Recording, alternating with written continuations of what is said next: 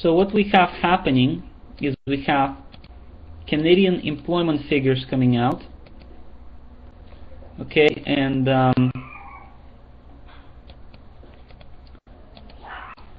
we have, let's see here, we have expectations of, let me close the door here.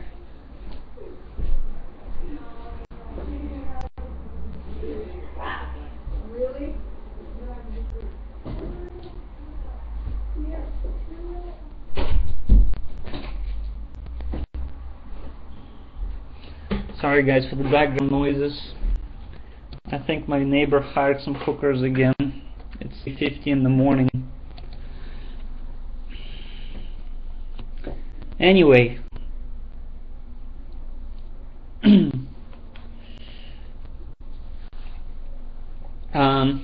we have Canadian employment coming out of Canada, and we have two different numbers.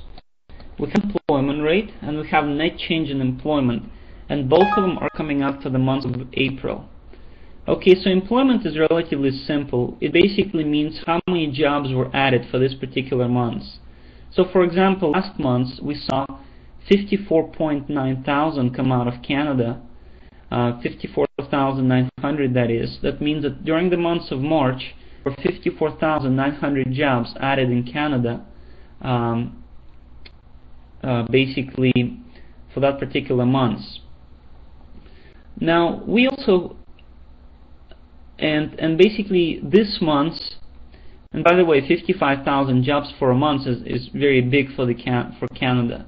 I mean, we are used to non-farm payroll being over 100,000, but that's when the US has much bigger economy than Canada. Now this month they are expecting 20,000 jobs to be added for the months of April in Canada, approximately, and they are expecting the unemployment rate to stay the same at 6.1%, same as last month. Now, sometimes the unemployment rate and net employment actually conflicts, and it doesn't make sense. You know, logically, you may ask, well, why would it conflict? If as more jobs are added, the unemployment rate should go down, and that's true. That's how it's supposed to be. But because of the different ways the unemployment and the employment change is calculated, you know, we can see conflicts simply because of the different ways the data is gathered. Usually the unemployment rate is calculated by sending surveys to people, and the employment change is actually calculated by calculating payrolls. So obviously the employment data is a more solid indicator, and because of that, we basically have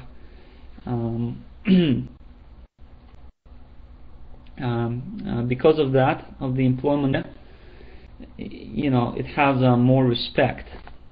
Okay, pretty simple here. I have expectations set at 20K, and my first regular 10 pips limit trigger would be set at plus 25 or more, would be a possible sell on USD CAD. So if the actual number comes out 5,000 or higher, it would be a very bullish number. I mean, nobody, to be honest with you, I looked at opinions of about 40 different economists, I believe, and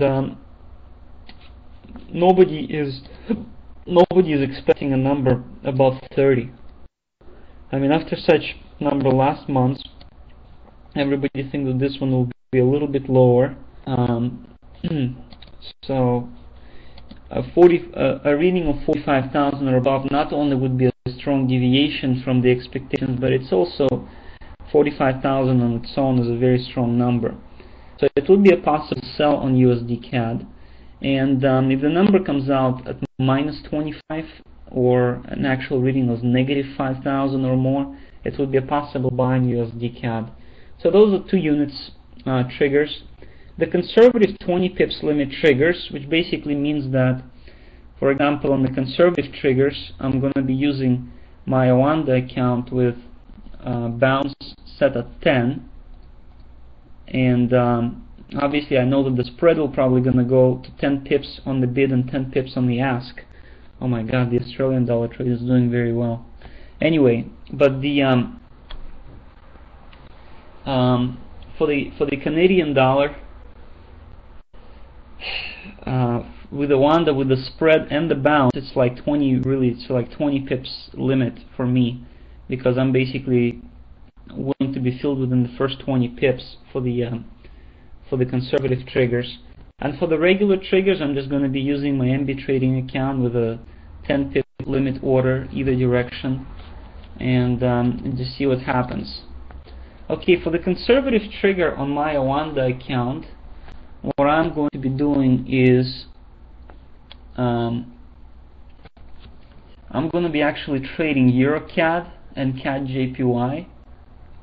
I have that set, and the EuroCAD has the same way as the USD CAD. And the CAD JPY actually has everything the opposite. So a buy is a sell for CAD JPY, and a sell is a buy. Actually, I really like where the EuroCAD is on this particular report. It's in a very nice range. I mean, right now it's trading at about 49.90. We have upper resistance at about 50.25, which is approximately 35 pips above the current level, and we have the lower, I would say, resistance or support at about 49.40s. So we have 50 pips on the downside there. And I always set the triggers on the weapon to USD CAD, because I know it's kind of a universal pair, and I know that most likely, and I know that a lot of people will be trading it, and everybody has that pair. So I have the EuroCAD and the CAD JPY set for my conservative triggers on my Wanda account, and what I'll do is I'll use the USD CAD as a pair to trade on my MB trading account. Okay, and on the USD CAD, we have a lot of room for it to go down.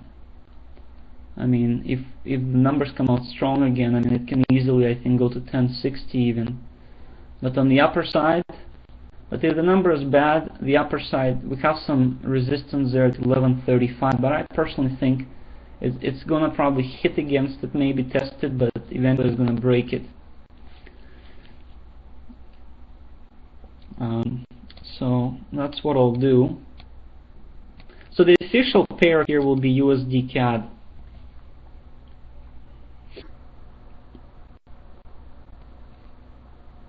"15 seconds.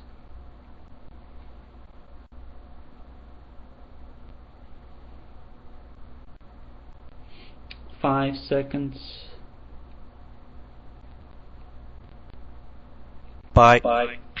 Oh wow, came on negative 5.2.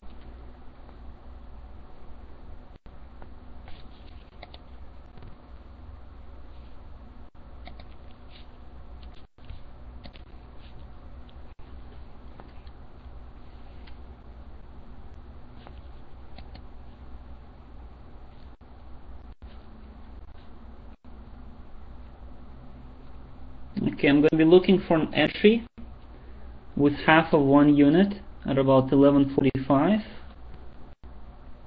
on the USD CAD.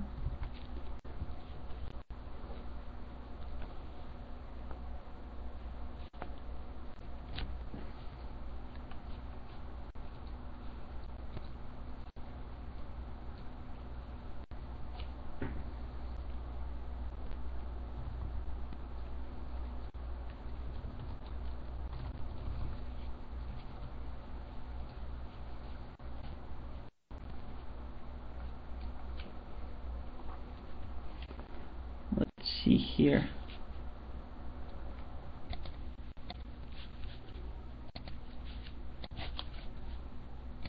Sorry guys, my charts shut down on me on the one, those fuckers.